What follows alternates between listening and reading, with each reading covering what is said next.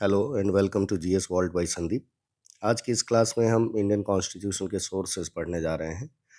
ध्यान रखें कि भारत के संविधान को कई बार उधारों का झोला भी कहा जाता है और ऐसा कहने के पीछे का प्रमुख कारण ये है कि at the time when the constitution was being made around 60 constitutions were there in the world, है ना।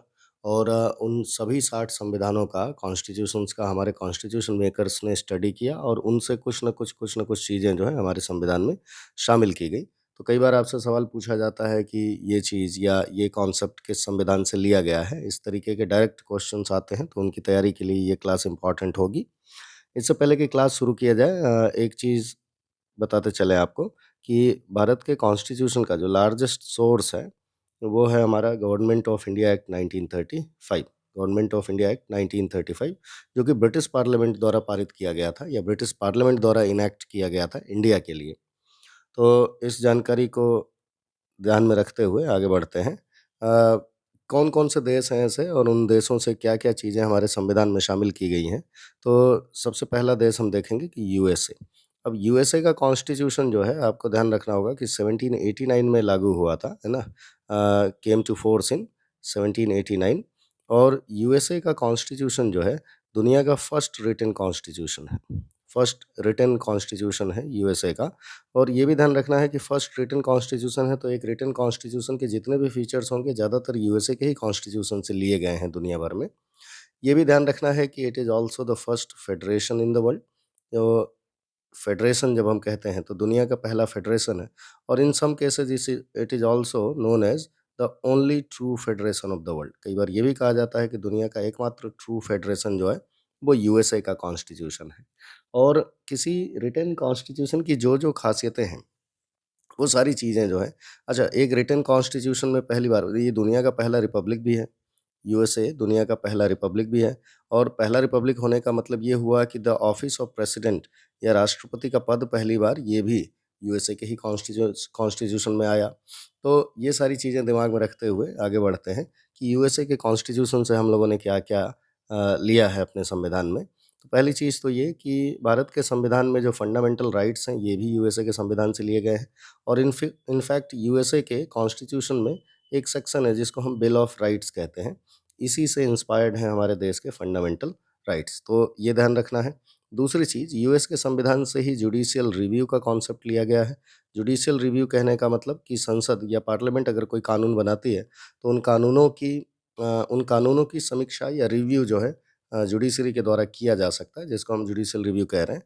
अच्छा, एक इसके अलावा supremacy of the constitution. Supremacy of constitution कहने का मतलब कि संविधान की सर्वोच्चता, कि अपने देश में संसद ऊपर रहेगी या जुडिशरी ऊपर रहेगी या राष्ट्रपति प्रेसिडेंट ऊपर रहेगा। तो इनफैक्ट अपने देश में संविधान ऊपर रहेगा और जो ऑर्गन्स ऑफ गवर्नमेंट है, इनमें से कोई भी संविधान के ऊपर नहीं जाएगा। All of them derive their powers from the constitution of India. तो इसीलिए the constitution is supreme, not the organs of the government.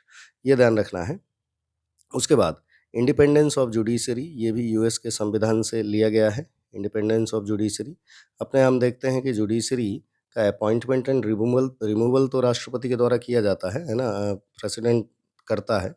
लेकिन उसको इनको रिमूव करने के लिए एक प्रोसेस है, जिसमें पार्लियामेंट के एड्रेस के बगैर इनको रिमूव नहीं किया जा सकता। साथ ही साथ इनकी तनख्वाह, इनके कंडीशंस ऑफ ऑफिस जो हैं, इनके डिसएडवांटेज में या कम नहीं की जा सकती तनख्वाह। एक बार अपॉइंट होने के बाद इनकी तनख्वाह कम नहीं की जा सकती है ना? सैलरी कम नहीं की जा सकती। जुडिशरी का जो बजट होता है, वो कंसोलिडेटेड फंड पे चार्ज्ड अपॉन होता है, यानी कि वो बजट का हिस्सा नहीं होता, उसमें वोटिंग नहीं होती, वो अपने आप चला जाता है। और जुडिशरी अपने ऑफिसर्स का अपॉइंटमेंट, उनका रिक्रूटमेंट खुद करती है। इसलिए आप देखेंगे कि आरओ, एआरओ का अगर किसी कोर्ट की वैकेंसी आती है, तो उसका एग्ज़ामिनेशन कोर्ट खुद कराती है। और सेक्रेटेरिएट वाला आरओ, एआरओ का जो एग्ज़ाम होता है, वो अलग आता है ना? तो जुडिशरी अपने ऑफिसर्स का अपॉइंटमेंट करने को स्वतंत्र है। आसानी से हटाए नहीं जा सकते जज। उनका बजट भी जो है उसको भी कम नहीं किया जा सकता है, ना ही उनका बजट रोका जा सकता। तो इस तरीके से जुडिशरी जो है इंडिपेंडेंट है। इसके अलावा हम देखते हैं कि elected president and the office of and elected president and impeachment कह सकते हैं कि एक इलेक्टेड प्रेसिडेंट का कॉन्सेप्ट और उसका इम्पीचमेंट, उसको हटाने का जो तरीका है, प्रोसेस ऑफ रिमूवल जिसको हम इम्पीचमेंट कहते हैं, ये भी यूएस के संविधान से लिया गया है। इसके अलावा वाइस प्रेसिडेंट का जो ऑफिस है, यानी वाइस प्रेसिडेंट का पद जो है ये भी यूएस के संविधान से लिया गया है, वाइस प्रेसिडेंट्स ऑफिस। इसके अलावा हम देखते हैं कि प्रोसीजर ऑफ रिमूवल ऑफ जजेस, प्रोसीजर ऑफ रिमूवल ऑफ जजेस, और कौन से जजेस की बात कर रहे हैं हम, तो जजेस of supreme court and high court, है ना। प्रोसीजर ऑफ रिमूवल ऑफ जजेस of high court and supreme court, ये दोनों जो हैं ये यूएस के संविधान से हमने लिया है। इसके अलावा एक आध और कॉन्सेप्ट्स हैं, जैसे कि due process of law, due process of law, इसको किसी दिन मैं एक्चुअल जो थियरी वाली क्लास है उसमें समझाऊंगा। ड्यू प्रोसेस ऑफ लॉ ये भी यूएस के कॉन्स्टिट्यूशन से लिया गया है। और एक चीज़ और ध्यान रखें कि the idea of a preamble, idea of a preamble, कि कॉन्स्टिट्यूशन के पहले एक प्रियम्बल होगा जो कि कॉन्स्टिट्यूशन का इंट्रोडक्शन के तौर पे काम करेगा। ये आइडिया भी हमने कहाँ से लिया है, तो यूएस के कॉन्स्टिट्यूशन से लिया है। नेक्स्ट देखेंगे कि अगला जो है अगला क्या कौन सा देश देख सकते हैं हम, तो अगला कंट्री जो हम देखेंगे यूके। नेक्स्ट कंट्री हम कौन सा देखेंगे, यूके देखेंगे।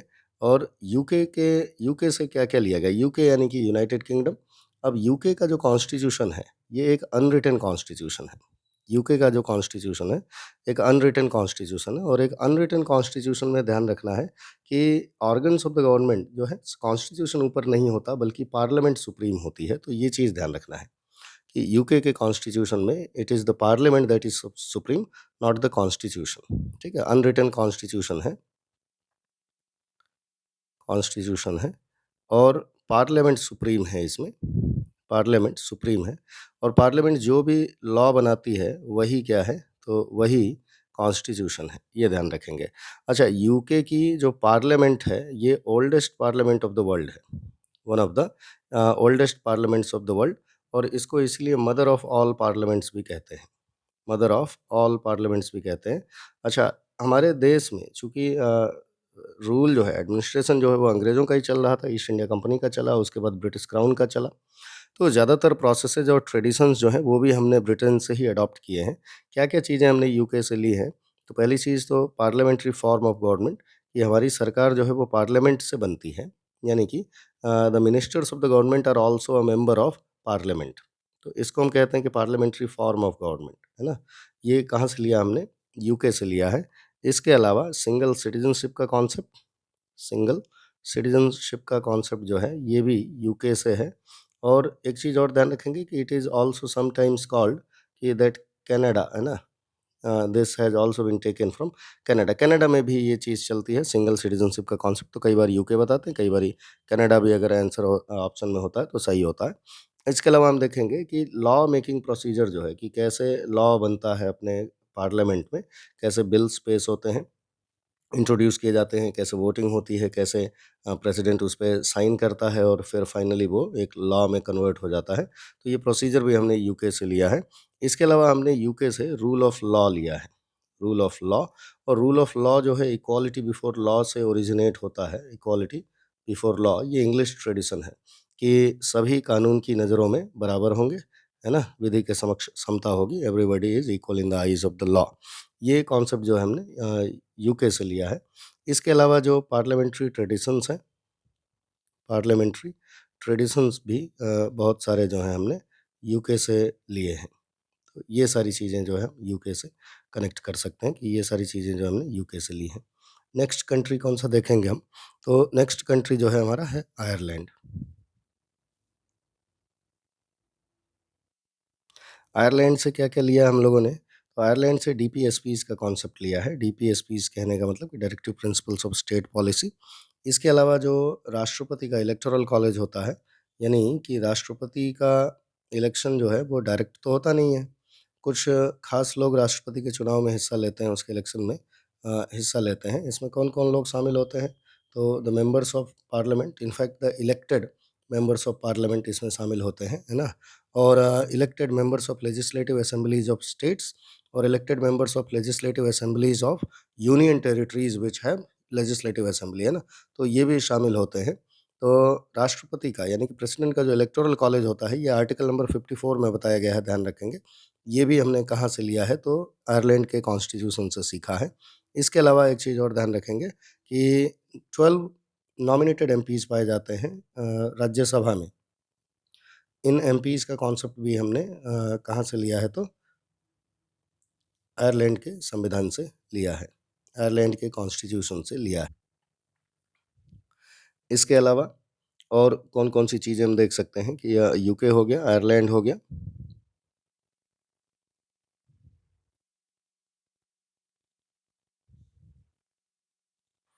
तो इसके अलावा जो है चौथे नंबर पे हम देखेंगे कि ऑस्ट्रेलिया के कॉन्स्टिट्यूशन से हमने क्या-क्या लिया है अपने कॉन्स्टिट्यूशन में। तो ऑस्ट्रेलिया से हमने जो है प्रिएम्बल की लैंग्वेज ली है कि प्रिएम्बल की जैसे कि we the people of India है ना? और ये जो लैंग्वेज है, ये हमने ऑस्ट्रेलिया से लिया है। प्रिएम्बल लिखने का आइडिया जो है वो यूएस से लिया गया है, लेकिन प्रिएम्बल की लैंग्वेज जो है ये ऑस्ट्रेलिया से लिया गया है।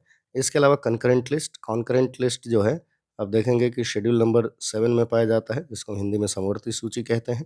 ये भी हमने ऑस्ट्रेलिया से लिया है कॉन्सेप्ट। इसके अलावा जो है सेंटर स्टेट रिलेशंस के कुछ एक कॉन्सेप्ट्स जो हैं हमने ऑस्ट्रेलिया से लिए हैं, सेंटर स्टेट रिलेशंस से रिलेटेड। और कुछ एक कॉन्सेप्ट्स जो हैं हम ये भी देखेंगे कि इंटरस्टेट ट्रेड रिलेशंस जो होते हैं, इंटरस्टेट ट्रेड रिलेशंस जो कि हमारे संविधान में पार्ट 13 में दिया गया है, पार्ट 13 आर्टिकल नंबर 301 से लेकर 307 के बीच में मिलता है। तो उसमें इंटरस्टेट ट्रेड रिलेशंस इनके बारे में भी कुछ कॉन्सेप्ट्स जो हैं हमने ऑस्ट्रेलिया से लिए हैं। इसके अलावा पार्लियामेंट्री प्रिविलेजेस के भी कुछ एक कॉन्सेप्ट्स जो हैं हमने ऑस्ट्रेलिया से लिए हैं। और ध्यान रखिएगा कि पार्लियामेंट्री प्रिविलेजेस जो हैं ये केवल ऑस्ट्रेलिया से नहीं लिए गए हैं, बल्कि इनमें से कुछ जो हैं यूके से भी लिए गए हैं। तो पार्लियामेंट्री ट्रेडिशंस में जो है हम लोग देख रहे हैं ना, इसमें प्रिविलेजेस भी शामिल हैं। तो सारे के सारे प्रिविलेजेस जो हैं ऑस्ट्रेलिया से नहीं लिए गए हैं, कुछ यूके से भी शामिल हैं। बट अगर ये आता है और ऑप्शन में ऑस्ट्रेलिया होता है तो हम ऑस्ट्रेलिया टिक करेंगे। उसके बाद देखेंगे कि नेक्स्ट कॉन्स्टिट्यूशन आता है कनाडा का कॉन्स्टिट्यूशन। कनाडा से हमने क्या-क्या हासिल किया है, तो ध्यान रखेंगे कि कनाडा से हमने जो है अपने संविधान का फेडरल फीचर्स लिए हैं। फेडरल फीचर्स कहने का मतलब क्या हुआ कि we are not a federation like the that of USA. हम यूएसए की तरह एक ट्रू फेडरेशन नहीं है, बल्कि India is a federation like Canada. ये ध्यान रखेंगे कि India is a federation like Canada. इसका मतलब क्या हुआ कि इंडिया में जो सेंट्रल गवर्नमेंट होती है वो स्टेट गवर्नमेंट्स के मुकाबले ज़्यादा ताकतवर है, ज़्यादा स्ट्रॉन्ग है। यानी कि we have a strong centre, है ना? और जो रेजिड्यूरी पावर्स होते हैं वो सेंटर के पास होते हैं, है ना? ना कि स्टेट्स के पास होते हैं। तो ये चीज़ हम ध्यान रखेंगे कि India is a federation like Canada. और क्या-क्या चीज़ें हमने कनाडा से ली हैं, तो हमने जो है residuary powers vested in residuary powers to the centre, to the union. ये कॉन्सेप्ट है ना, ये फेडरेशन का कॉन्सेप्ट जो है ये भी हमने कनाडा से लिया है। उसके बाद appointment procedure of appointment of the governors, ये भी जो है हमने कहाँ से सीखा है तो कनाडा से सीखा है। Procedure of appointment of the governors, ये भी कनाडा से लिया है। गवर्नर्स ऑफ स्टेट्स, क्लियर है? गवर्नर्स ऑफ स्टेट्स ये भी हमने कहाँ से लिया है तो कनाडा से लिया है। इसके बाद जो है हमने division of powers between the union and the states, division of powers between the union and the states. Union यानी कि केंद्र सरकार और राज्य सरकार के बीच में जो शक्तियों का विभाजन है, ये कॉन्सेप्ट भी हमने कहाँ से लिया है तो कनाडा के कॉन्स्टिट्यूशन से लिया है। इसके बाद हम देखेंगे कि कनाडा के बाद हमने कुछ और भी देशों से कुछ एक कॉन्सेप्ट्स या कुछ एक प्रोविजंस लिए हैं। फॉर एग्ज़ाम्पल कि जर्मनी, है ना? नंबर 5 पे हम देखेंगे कि जर्मनी, जर्मनी से हमने कौन-कौन से कॉन्सेप्ट्स लिए हैं। तो जर्मनी में मोस्ट फेमस एक जो लिखना है, जर्मनी का जो पुराना कॉन्स्टिट्यूशन होता था, जो पुरानी पार्लियामेंट थी उसको हम वीमर कहते थे और इस कॉन्स्टिट्यूशन को वीमर कॉन्स्टिट्यूशन कहते थे। तो जर्मनी के वीमर कॉन्स्टिट्यूशन से हमने the powers of the president, powers of the president regarding fundamental rights during an national emergency, regarding fundamental rights during a national emergency जो है ये हमने सीखा है जर्मनी से। यानी कि जब एक नेशनल इमरजेंसी लगी होती है देश में, तो ऐसे में राष्ट्रपति को कुछ एक अधिकार मिल जाते हैं कि वो फंडामेंटल राइट्स को सस्पेंड कर सकता है ना? तो ये कॉन्सेप्ट जो है हमने कहाँ से लिया है? जर्मनी से लिया है। इसी को हम सिंपली कई बार ऐसे भी कह सकते हैं कि इमरजेंसी प्रोविजंस जो हैं कई बार ये भी लिखा मिलता है कि इमरजेंसी प्रोविजंस हमने कहाँ से लिए हैं, तो डायरेक्टली ये कह सकते हैं कि जर्मनी से लिया है। जर्मनी के बाद एक और स्टेट देखेंगे हम, एक और देश देखेंगे। जर्मनी के बाद साउथ अफ्रीका। साउथ अफ्रीका से हमने क्या सीखा है, तो साउथ अफ्रीका से हमने procedure of amendment of the constitution, है ना, amending procedure of the constitution. और इसके अलावा जो है फिर आता है अफ्रीका के बाद, फिर हमने अफ्रीका के बाद जापान से क्या सीखा है, तो ध्यान रखेंगे कि जापान से जो है हमने प्रोसीजर स्टेब्लिश्ड बाय लॉ सीखा है। प्रोसीजर स्टेब्लिश्ड बाय लॉ यानी कि विधि की स्थापित प्रक्रिया जो है ये हमने जापान से सीखा है। ड्यू प्रोसेस ऑफ लॉ ये यूएसए से सीखा है, लेकिन प्रोसीजर स्टेब्लिश्ड बाय लॉ जो है हमने जापान से लिया है, ये ध्यान रखेंगे। इसके अलावा फिर हम देखते हैं कि एक और कंट्री जो है साथ में देखते चलते हैं, जापान, यूएसएसआर। यूएसएसआर जो कि 1991 में डिसइंटीग्रेट हो गया। यूएसएसआर एक कन्फेडरेशन था, इससे हमने जो है फंडामेंटल ड्यूटीज़ का कॉन्सेप्ट लिया है। और ध्यान रखेंगे कि फंडामेंटल ड्यूटीज़ जो हैं ये भारत के ओरिजिनल कॉन्स्टिट्यूशन में नहीं थी। 42nd अमेंडमेंट के बाद से सरदार स्वर्ण सिंह कमेटी बनी थी, और उस कमेटी के रिकमेंडेशन पे 42nd अमेंडमेंट 1976 के द्वारा पार्ट 4A में फंडामेंटल ड्यूटीज़ जो हैं जोड़ी गई थी। इसके अलावा कुछ एक और कॉन्सेप्ट्स हम ले सकते हैं कि जैसे फ्रांस की अगर हम बात करेंगे, तो फ्रांस से ये आइडिया, ये केवल इंडियन कॉन्स्टिट्यूशन नहीं बल्कि दुनिया भर में फैला, the idea of equality, liberty and fraternity. Equality, liberty, and fraternity, these ideas were disseminated to the world from France, है ना। लिबर्टी एंड फ्रेटर्निटी, ये कॉन्सेप्ट जो है हमने कहाँ से लिए हैं, तो फ्रांस के कॉन्स्टिट्यूशन से लिए हैं। एक चीज़ और ध्यान रखेंगे कि पहली बार डॉक्टर सच्चिदानंद सिन्हा को जब अस्थाई टेम्परेरी प्रेसिडेंट बनाया गया था, टेम्परेरी प्रेसिडेंट बनाया गया था हमारी कॉन्स्टिट्यूएंट असेंबली का, तो ये जो ट्रेडिशन था ये भी हमने फ्रांस से लिया था। डॉक्टर सच्चिदानंद सिन्हा को, ये ध्यान रखेंगे ना कि कॉन्स्टिट्यूएंट असेंबली के पहले टेम्परेरी प्रेसिडेंट कौन थे, तो सच्चिदानंद सिन्हा थे। ये टेम्परेरी प्रेसिडेंट का ट्रेडिशन जो है ये भी हमने फ्रांस से सीखा था। तो ये हमारे कॉन्स्टिट्यूशन के मेजर सोर्सेज हो गए, जिनको आपको ध्यान रखना है कि कौन सी चीज़ कहाँ से ली गई है। और ये भी ध्यान रखना है कि the largest source of the constitution of India was the government of India act 1935। तो इस क्लास का उद्देश्य यहीं तक था, इतना याद करिएगा। और ऐसे ही वीडियोस जो है मैं लेके हाजिर होऊंगा कि जो फैक्चुअल पार्ट है कॉन्स्टिट्यूशन का, उसको एक एक करके थोड़ा थोड़ा शॉर्ट वीडियोस में हम कवर करते हुए चलेंगे। तब तक रिवीजन करते रहिए, अपनी तैयारी पर ध्यान दीजिए, और हमारा उत्साह बढ़ाने के लिए चैनल को लाइक सब्सक्राइब करते चलिएगा। बहुत बहुत धन्यवाद।